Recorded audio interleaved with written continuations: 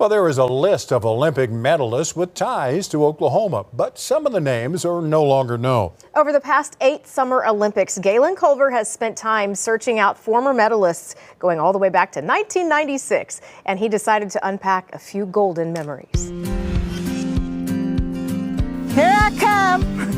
To carry the Olympic flame is honor in itself. Relighting memories of people who've carried the torch before means heading to Guthrie and recalling people like Christy Curtin, age 15 in 1996.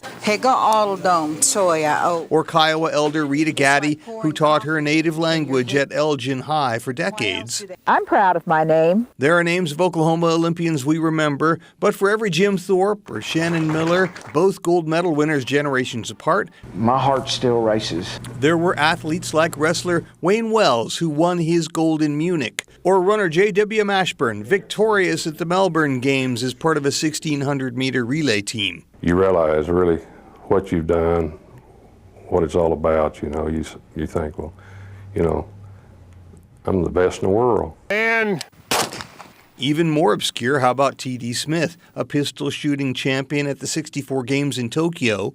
He was still a dead shot when we met him in 1996. Very satisfying because in shooting, you know, it's not a spectator sport.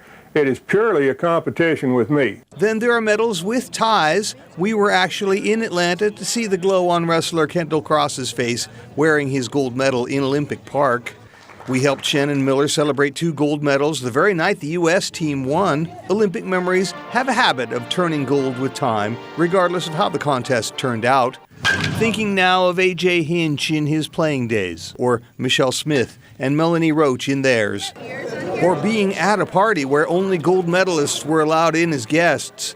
Those memories outshine the heat, the bombing of Olympic Park, and the crowds on the MARTA trains. Every 4 years we celebrate our best, and thankfully, they just keep coming. In Oklahoma City, Galen Culver, News 4. Is this a great state or what?